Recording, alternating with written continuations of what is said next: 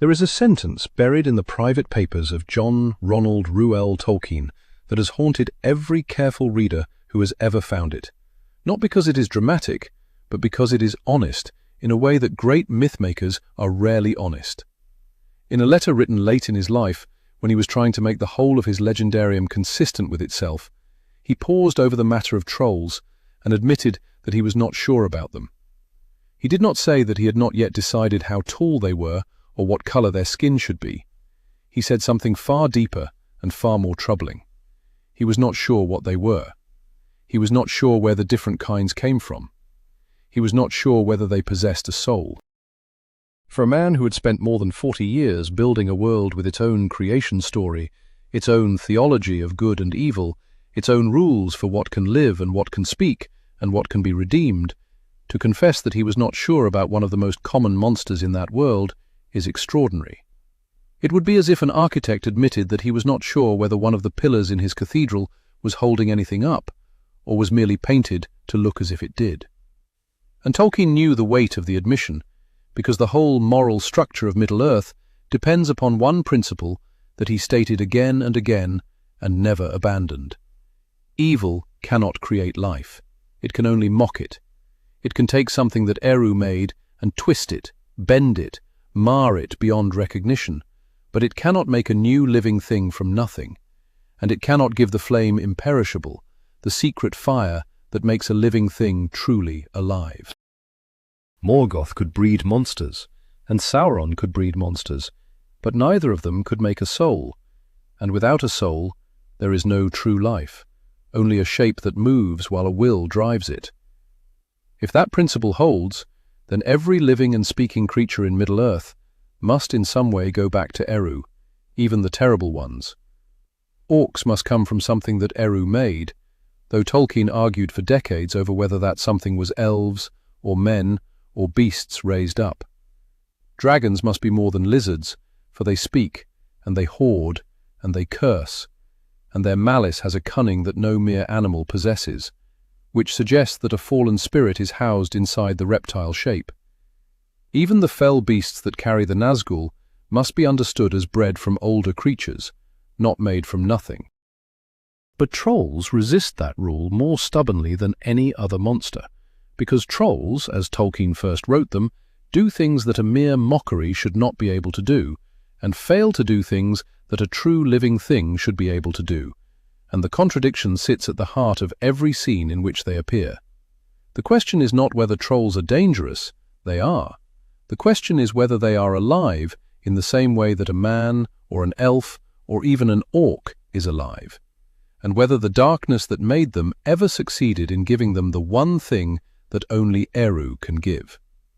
Tolkien was not sure, and because he was not sure, the troll remains the most unfinished creature in Middle-earth, a monster whose very existence breaks the rule that evil cannot create. Part 2. The Mockery That Walks. To understand why trolls troubled Tolkien so deeply, one must return to the oldest explanation of what they are, an explanation given not by Tolkien in his own voice, but by Treebeard, the oldest of the Ents, who should know the truth of such things if anyone does. When Treebeard speaks of trolls, he does not offer a natural history. He offers a theology. He says that trolls were made in mockery of Ents, as orcs were made in mockery of elves. The word mockery is precise, and it is terrible, and Tolkien chose it with great care. A mockery is not a corruption, and not a descendant. It is a counterfeit, a crude imitation, built by a maker who has seen the true thing and wants to make a dark version of it, but does not possess the craft or the right to do so. An Ent is a shepherd of trees, slow and wise and rooted in the earth, given speech by the thought of Yavanna, and given guardianship by the will of Eru. A troll is what you get when Morgoth looks at that shepherd and tries to make one for himself, using stone and darkness and brute force, where the true maker used life and light and love. In that early conception, the troll is not a living thing at all in the full sense. It is a shape that moves only while the will of its maker drives it. It walks and it talks and it kills, but it does so as a puppet moves, because a hand is inside it. Take away the hand, and it should fall down and be mere stone again. That is why Treebeard speaks of trolls with such contempt, not merely as enemies but as blasphemies, failed copies that insult the original by existing. And yet, even in the earliest tales, this explanation does not hold without strain, because trolls behave as if they are alive. In The Hobbit, 3 trolls sit around a fire on a cold night in the Trollshaws and argue about how to cook the dwarves they have caught, and the argument is not the mechanical speech of puppets. It is petty and greedy and vividly individual.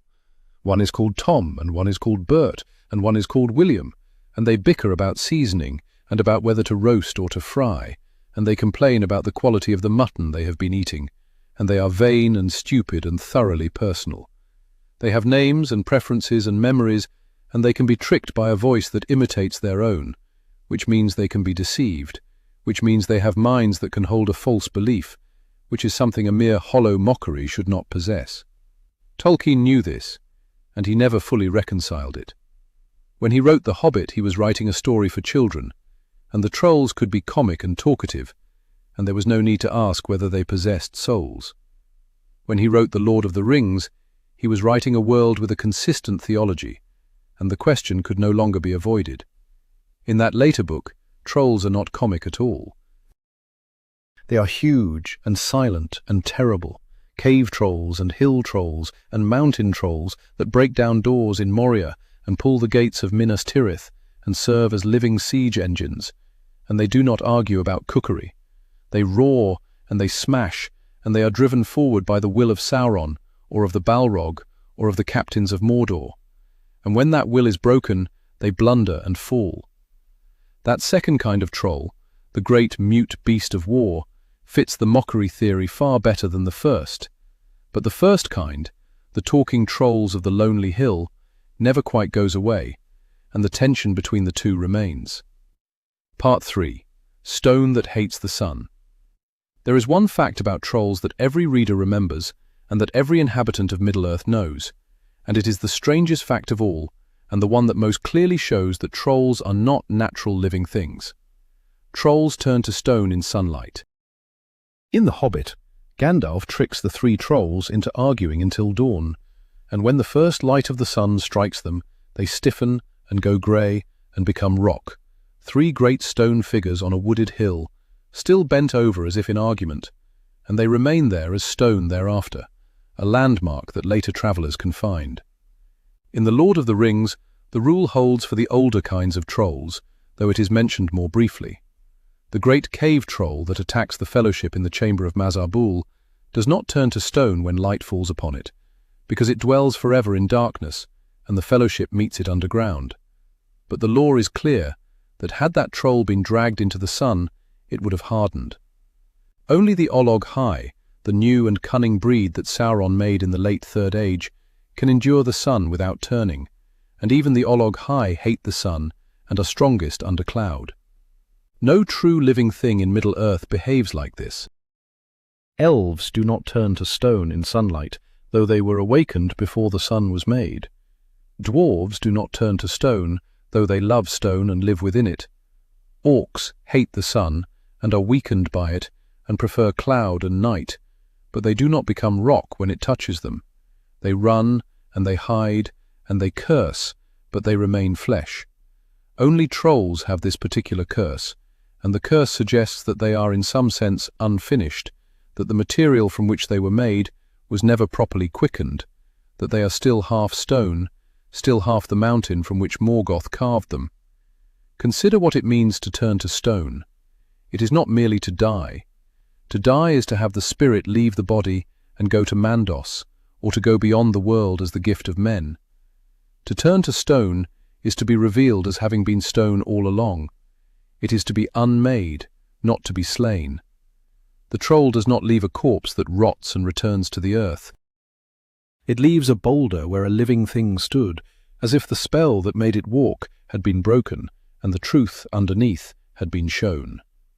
That is why the sunlight matters theologically and not merely as a clever weakness for heroes to exploit. Sunlight in Tolkien is not neutral light. It is the light of Anar, the last fruit of Laurelin, hallowed and set in the heavens by the Valar after the darkening of Valinor. The sun is hostile to creatures of Morgoth, not because it is bright, but because it is pure, because it is a light that Morgoth never marred and cannot command. When that light falls upon a thing that is only a mockery held together by Morgoth will, the mockery fails.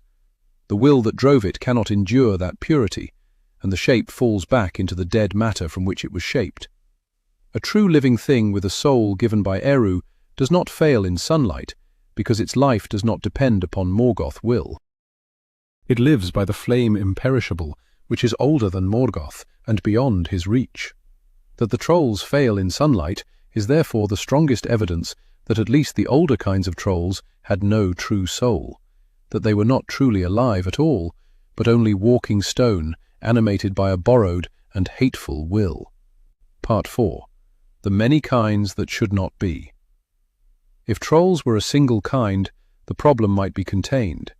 But Middle-earth is full of different kinds of trolls, and the kinds do not all behave the same.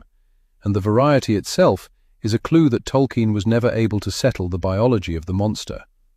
There are stone trolls, the smallest and the most talkative, the kind that stole the dwarves' ponies and argued over cookery and turned to stone at dawn. They are large but not gigantic, perhaps 8 or 9 feet tall, heavy-limbed, slow-witted, able to speak the common tongue, though crudely. There are hill trolls, larger and more brutal, used as shock troops.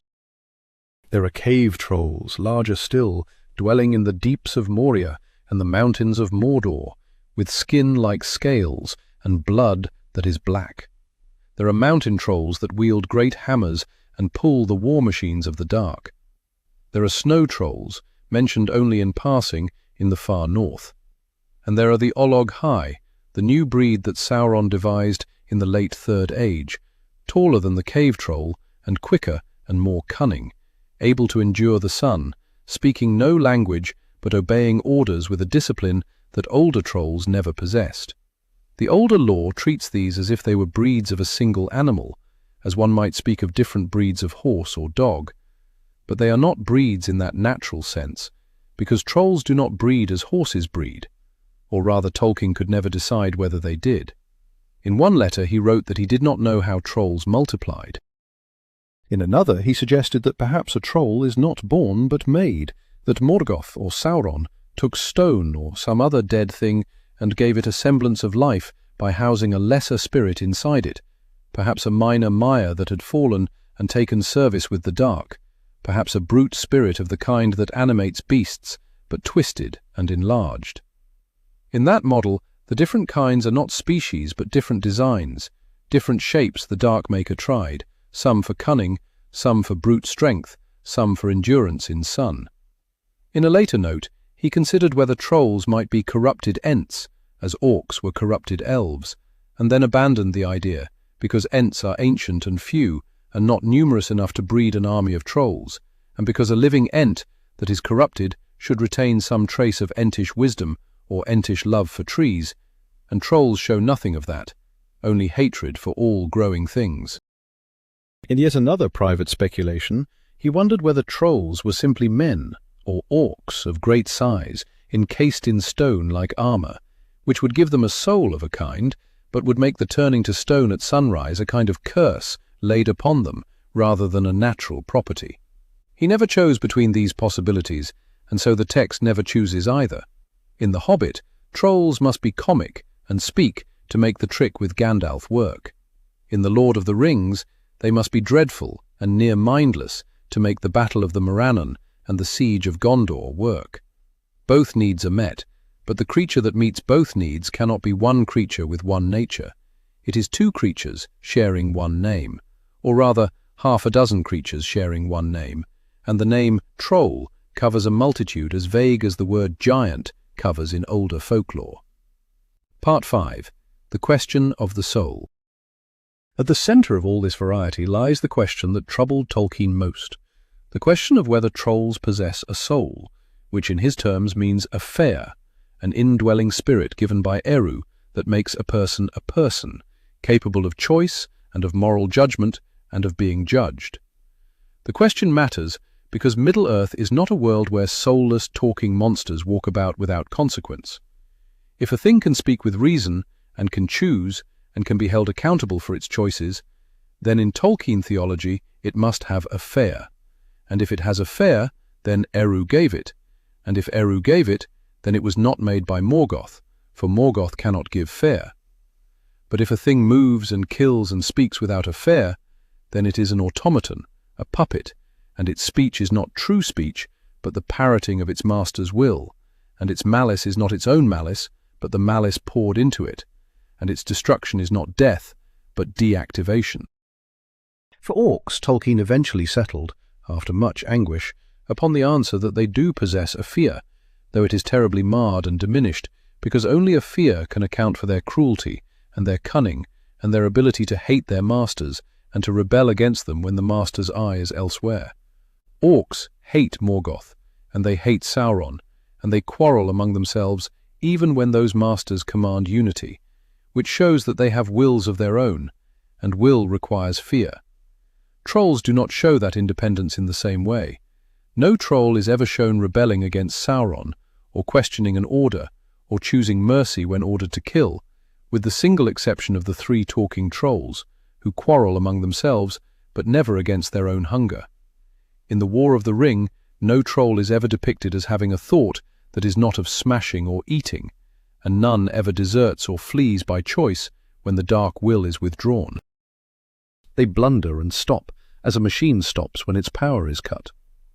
That suggests that perhaps the Olog Hai and the great cave trolls are indeed soulless mockeries, shapes driven directly by the will of the Dark Lord, and that when that will is removed, they have no will of their own to supply.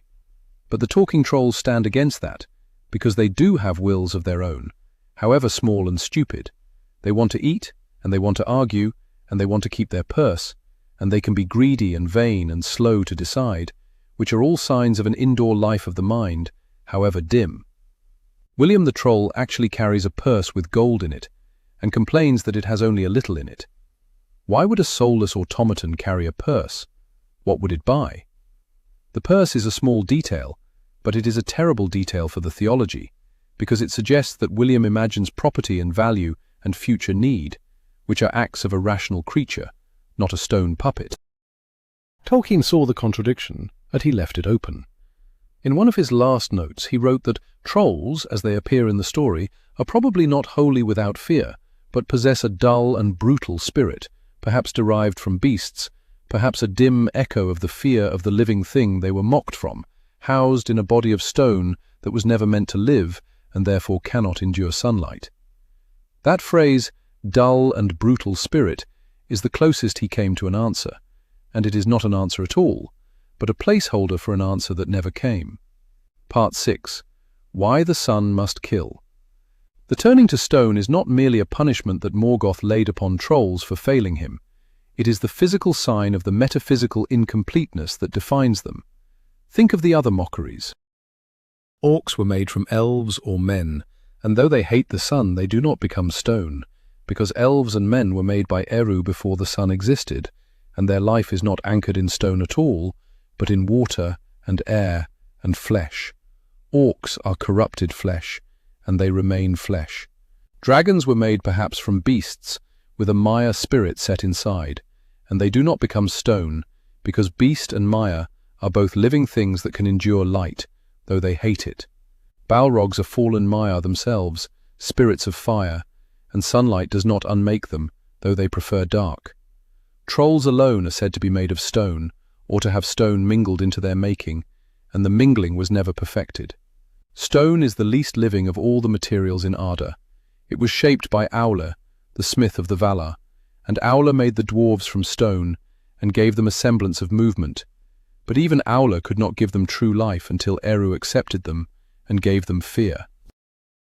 Until that moment, the dwarves were only moving stone that would fall down if Aule ceased to drive them.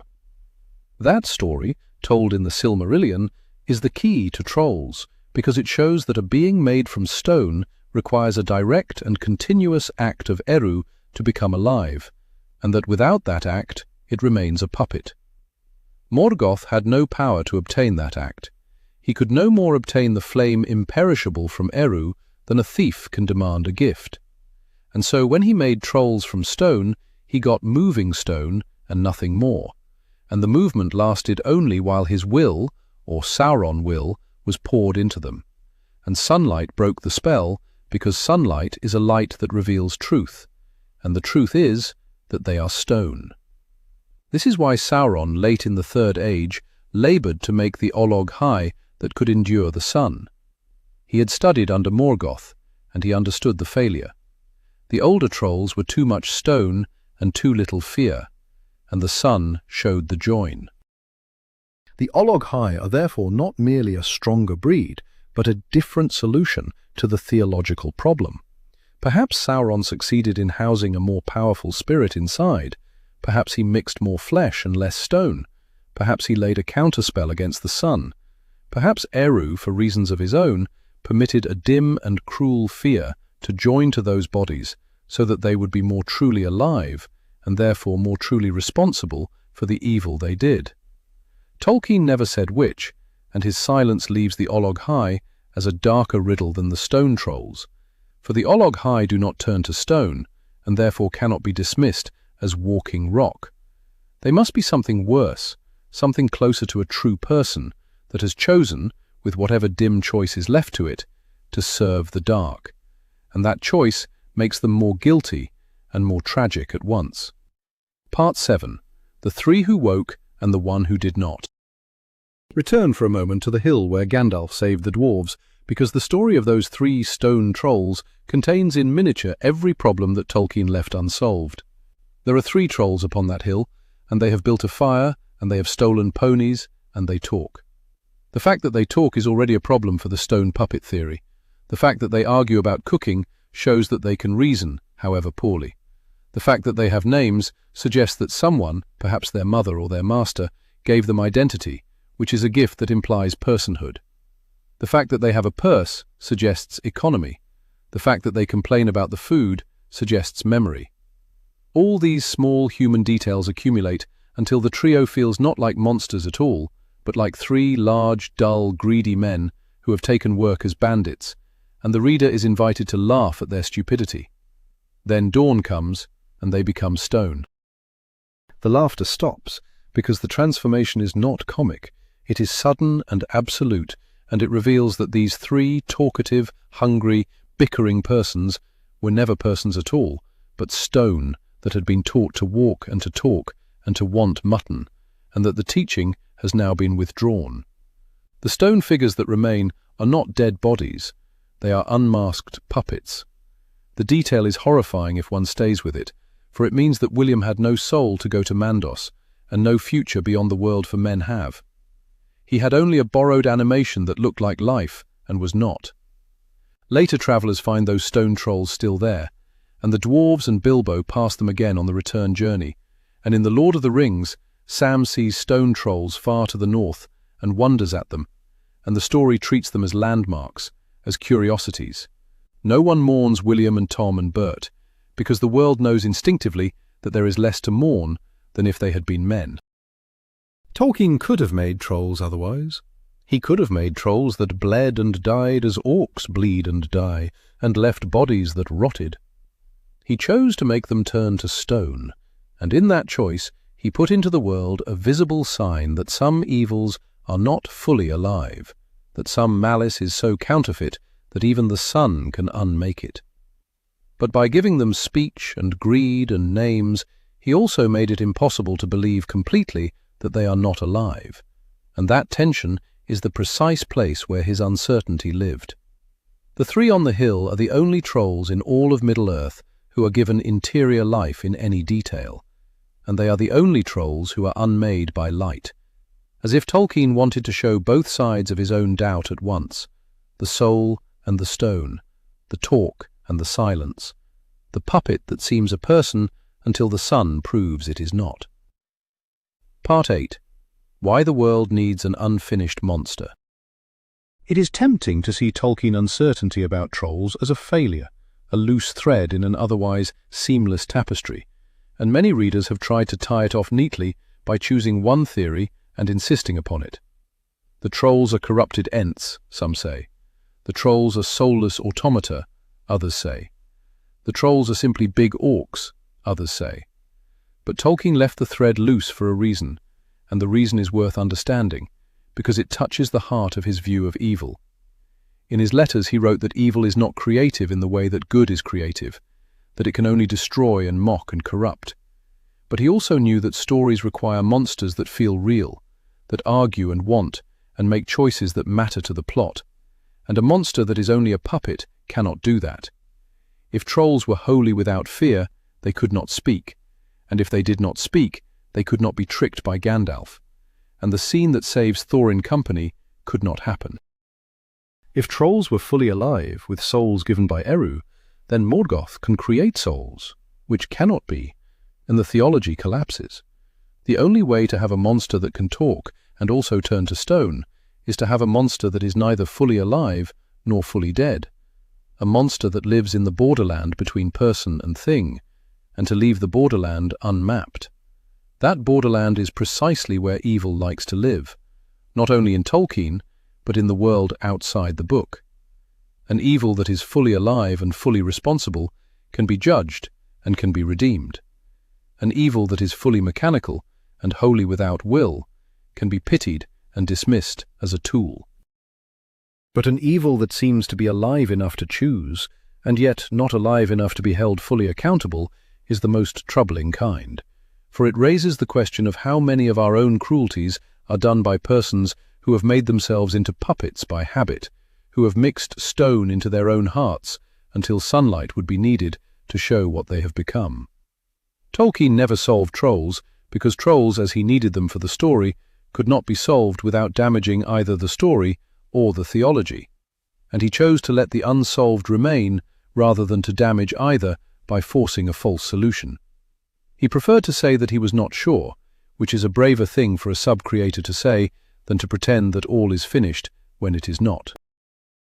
And so the trolls remain, many kinds, many sizes, half stone and half hunger, speaking when the plot requires it, and silent when war requires it, turning to stone under the sun that they cannot endure, marching under cloud when the dark Lord will is strong enough to hold them together, carrying purses no puppet should need, smashing gates no mere puppet could smash, the most common monster in Middle-earth and the least understood, a walking sign that evil can make a shape that looks like life, and can make it move, and can make it speak, but can never quite make it live. Part 9. What remains when the sun goes down. And that is why the stone trolls are still upon the hill, though the world has changed around them, and why their story does not end. If you go far to the north of the Shire, where the old road winds into the troll shores, and the trees grow thick, and the night comes early, the country folk will tell you that there are 3 great stones upon a hill that look exactly like trolls caught in the act of quarrelling, and that on certain evenings when the light is low, those stones seem to shift a little, as if they remember being alive.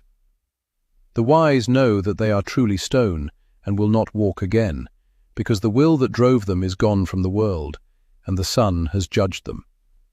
The simple know only that one should not camp upon that hill, for fear that cloud might cover the sun, and the old hunger might wake. Both kinds of knowledge are true, and both are incomplete, as Tolkien knowledge was incomplete, and the incompleteness itself is the final truth about trolls. They were never meant to be understood, because they were never meant to be. They were meant to be a mockery, and a mockery is an insult and not a creation, and insults do not have natures that can be catalogued as animals are catalogued. They have only the shape that the mocker gave them, and the hatred that animates them while the mocker watches, and when the watch is removed, they are stone again, and the world is quieter for it.